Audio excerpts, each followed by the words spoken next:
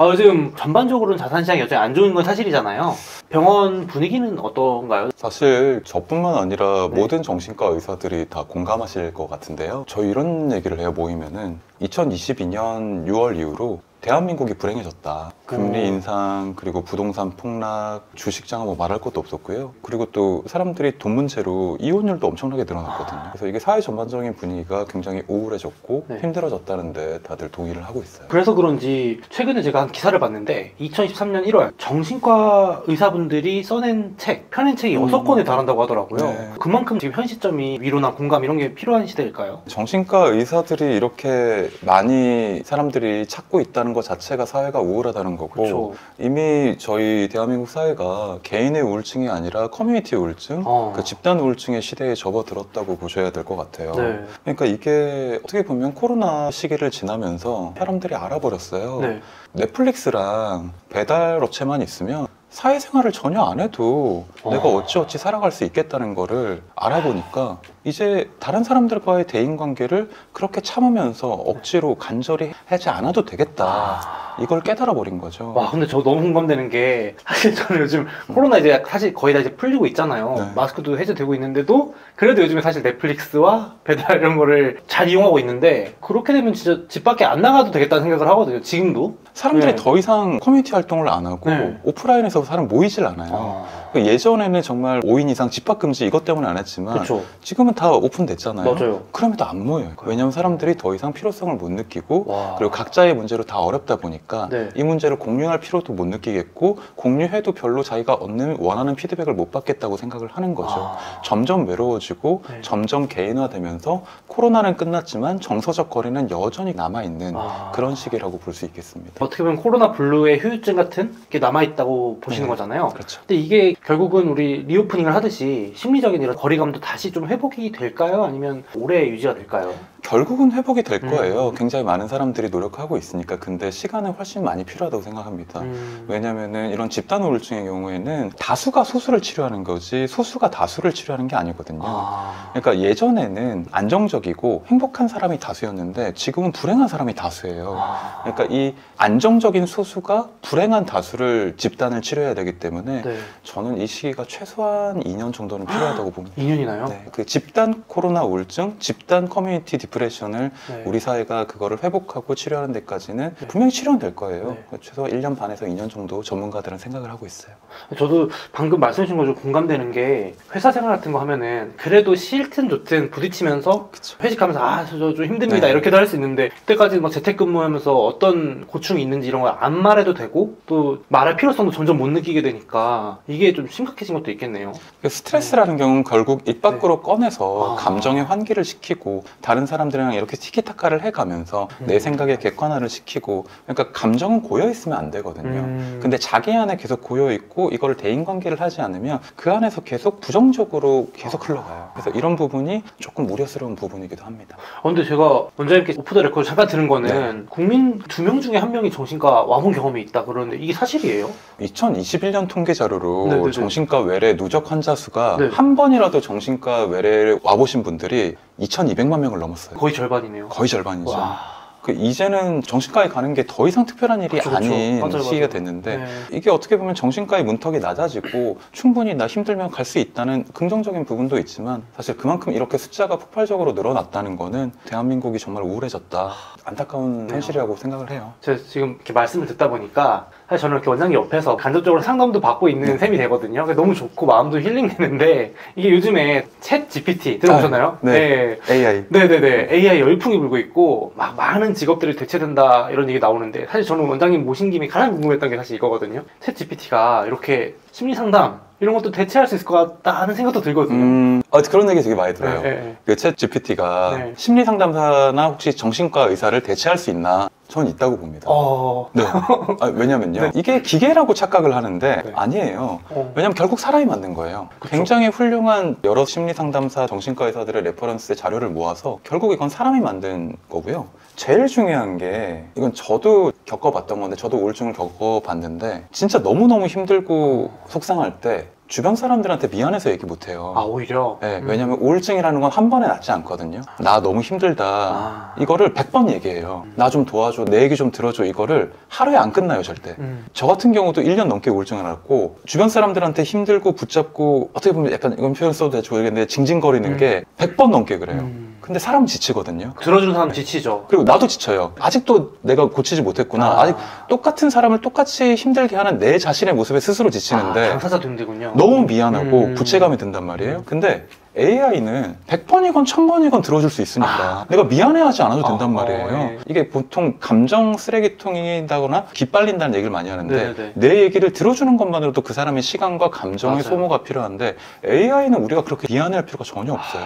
그게 정말 중요한 장점이고요. 네. 두 번째는 이 공감이라는 거는 네네. 히어앤나우가 제일 중요한 거거든요. 예를 들어서 네네. 내가 새벽 3시에 죽고 싶은데 그때 내 얘기를 들어줄 사람이 간절한데 새벽 3시에 내 가족 연인한테 전화해서 나 좀 얘기 좀 들어달라고 깨울 수 있습니까? 쉽지 않죠. 못해요. 네. AI는 그게 가능하거든요. 새벽 3시에도 물어보면 되니까. 우리 집에서. 네, 집에서. 네, 새벽 3시에 내가 죽고 싶으면 다음날 아침에 일어나서 정신과 예약을 하는데 정신과 예약이 보통 3주 걸려요.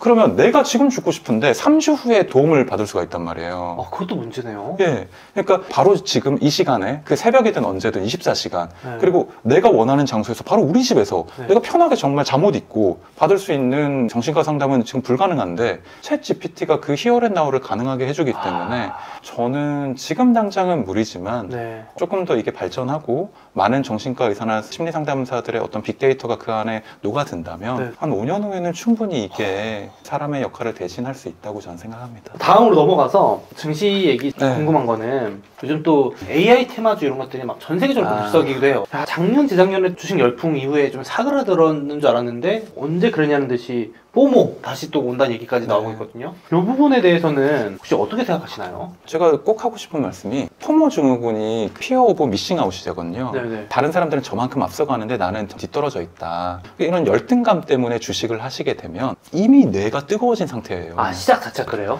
뇌가 이미 굉장히 도파민으로 넘쳐서 뜨거워져 있고 도파민 중독에 의해서 전두엽이 마비되어 있는 상태예요. 이럴 때는 불안 민감도가 굉장히 떨어져 있는 상태이기 때문에 브레이크를 못 잡아요. 그럼 실패 확률이 평소보다 30% 이상 높아져요. 뇌의 전두엽 기능과 판단 능력이 30% 떨어진 상태니까.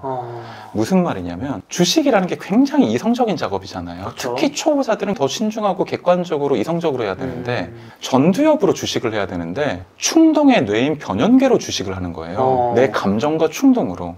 그러면 대부분 실패합니다. 그렇죠. 근데 말씀하신 것처럼 사실 투자하면서 이렇게 이성적으로 좀 브레이크 장치를 많이 걸어놓고 해야 내가 잘못된 판단을 했으면 객관적이고 중립적으로 할 수가 있는데 해볼 수 있는데 동기 자체가 시작 자체가 포모면은 친구가 이 주식 사서 가지고 네. 굉장히 부자가 됐으니까 네. 걔 5천만 원으로 1억 벌었어. 열등감으로 시작한 주식은 대부분 100점 100패 실패합니다. 냉정하게 스스로 판단해봐야겠네요. 그러면 반대로 이어서 원장님 보시기에 주식 투자로 꾸준히 좀 잘 버는 사람들의 멘탈이나 마인드 특징이 뭐가 있을까요? 성공을 그래도 하시는 분들을 보면은 회복 탄력성이 굉장히 높아요. 누구나 실패하거든요. 네. 심지어 피터 린치 님이라 그래도 네. 돈을 날려요. 워렌 그렇죠. 버핏도 굉장히 손해 많이 보고 네. 그 사람들은 실수를 하지 않는 사람들이 아니라 실수를 빨리 인정하고 자기 문제를 삼아서 다시 일어나는 회복 탄력성이 굉장히 높은 사람들이었습니다.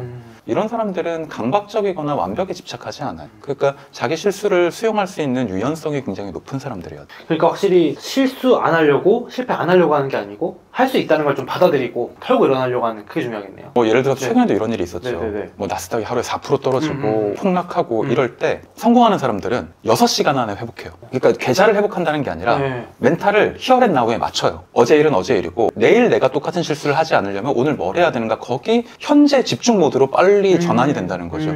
근데 이걸 실패하는 사람들은 계속 그 얘기만 해요. 왜 떨어졌지? 왜 실패했지? 그러니까 이거를 반복적으로 되새김질하면서 자책하는 사람들은 회복 탄력성이 떨어질 수밖에 없다고 저는 생각합니다. 그러니까 제일 중요한 거는 그거예요. 빨리 잊어버리는 능력이 빨리 망각하고 까먹는 능력이 저는 주식에 있어서 제일 중요하다고 생각합니다. 예를 들어서 올해 내가 얼마 손실을 봤다를 계속 머리에 달고 다니면은 그 이상 꼭 만회해야 된다는 압박이 생겨서 더 매매가 안 되더라고요. 그런 부정적인 감정으로 자책을 반복하게 되면요 도파민이 계속 떨어져요. 도파민이 있어야 내가 집중해서 그 도파민이라는 게 에너지이자 활력이자 내 집중력이거든요. 이 도파민이 전두엽을 이렇게 일으켜줘야 내가 주식을, 매매를, 아니면 본업을, 일상을 더 활력 있게, 집중력 있게 할 수가 있는데, 이런 부정적인 마음으로 이미 반 정도는 진 상태로 어떻게든 내가 회복해서 잘해봤자 본전이라는 마인드로 하면은 내가 의욕이 안 생기고 도파민이 안 생기고 에너지가 안 생겨요. 중요한 말씀이네요. 진짜 본업 자체도 똑같이 적용되네요. 내가 뭔가 회사에서 실수하고 혼난 것만 하루 종일 생각하고 있어봤자 돈 되는 게 하나도 없잖아요. 돈 되는 게 하나도 없죠. 이게 정말 악순환이죠. 혹시 이거 관련해서 실제로 좀 비슷한 사례가 좀 있었을까요? 뭐 사실 제 상담이 굉장히 프라이버시 때문에 말씀을 좀 드리지 못하는 한계가 있는데, 구독자분들도 꼭 이거를 아셨으면 해가지고 한 가지만 제가 각색해서 말씀을 드린다면, 그 신혼부부가 있었어요.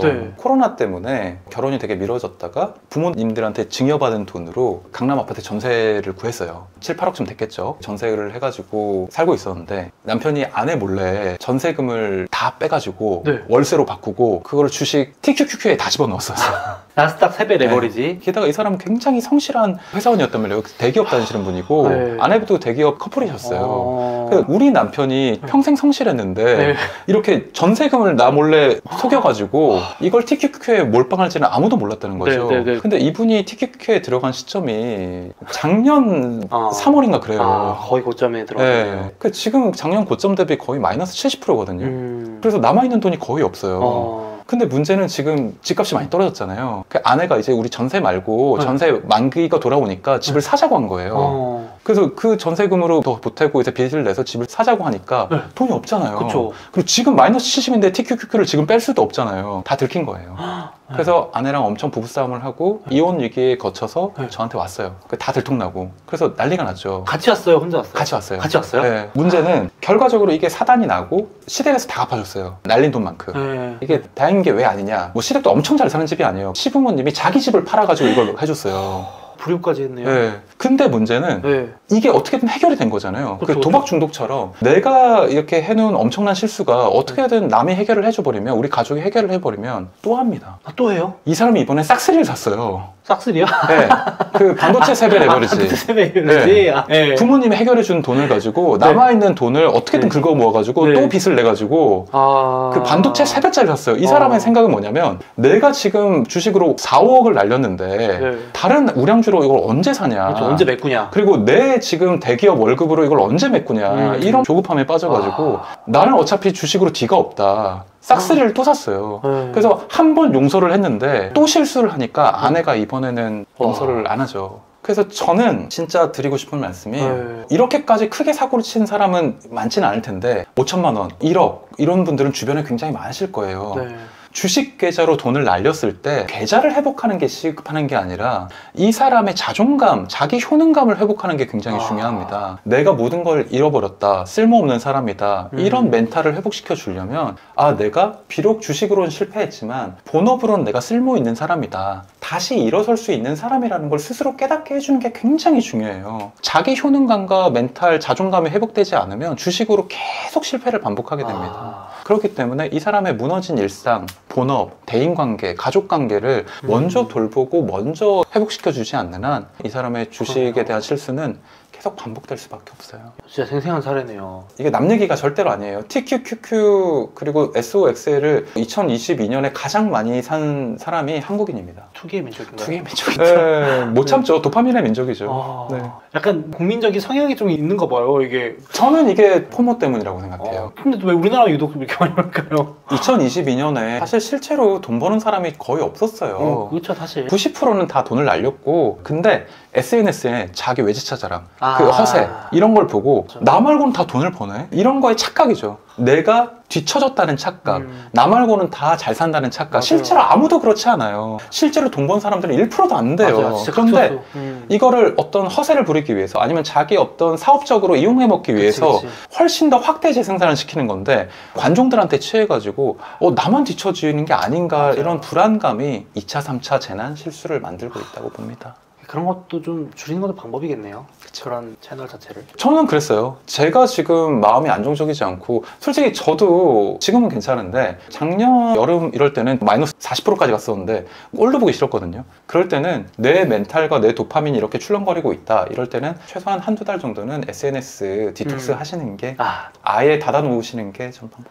당장 해볼 수 있는 방법이니까. 왜냐면 이걸 보면은 내 본업에 집중이 안 돼요. 저도 우울해져요. 네. 이게 너무 자랑을 하는 거 보면은 네. 되도록 안 보거든요. 그리고 진짜 말씀하신 것처럼 SNS에 자기가 보통 잃은 건 잘 얘기 안 하잖아요. 자랑 위주로 하잖아요. 돈 잃은 사람들은 네. 조용히 저한테 옵니다. 그리고 어떤 사람이 10번 돈을 잃고 딱 한 번 돈을 따면은 그것만 SNS에 맞아요. 딱 박제를 해요. 맞아요. 그래서 절대로 초조해하지 마세요. 지금 같은 어려운 장에는 80%, 90%가 다 고민하고 있고 어려워하고 있고 이 흐름이 시기가 중요한 거지 절대로 내가 무리하게 달려들거나 조급하게 판단해서는 안 됩니다. 근데 개인적으로 궁금한 건 원장님 아직 주식 하고 계신 건가요? 저는 계속해요. 그 예전에 2011년 이후로 안 한 적이 없어요. 왜냐면은 제가 주식을 하고 있는 게 제 본업에도 도움이 된다고 생각을 하는 게 하한가를 맞아보지 않은 사람은 절대로 그 절망과 우울감에 공감하지 못해요. 제 환자들에 제가 공감을 하려면 제가 주식을 계속 해야 되고 계속 실패해야 되고 어떻게 스스로 반성해서 나아지는지를 제가 체감해야 된다고 생각합니다. 지난번 나오셨을 때는 이 살려주식시오로 나오셨었는데 또 이번에 새 책이 나왔습니다. 고로동 주식클럽. 어떤 내용인가요? 사실 제가 주식에 대한 전문가는 아니잖아요. 그러니까 심리 전문가지. 그래서 저는 그 얘기를 하고 싶었어요. 그러니까 주식은 되게 평범한 사람들이 더 많이 합니다. 고수나 중수나 전문가보다 평범한 개미들이 훨씬 더 많이 해서 상처를 많이 받아요. 그런 평범한 사람들의 얘기예요. 주식으로 상처받고 트라우마 때문에 그걸 어떻게 극복해가고 그럼에도 불구하고 내가 다시 일상을 회복하고 살아가는 얘기 그런 얘기를 좀 해주고 싶었어요. 아직 부자가 되지 못했지만 우리는 그래도 살아가고 있다.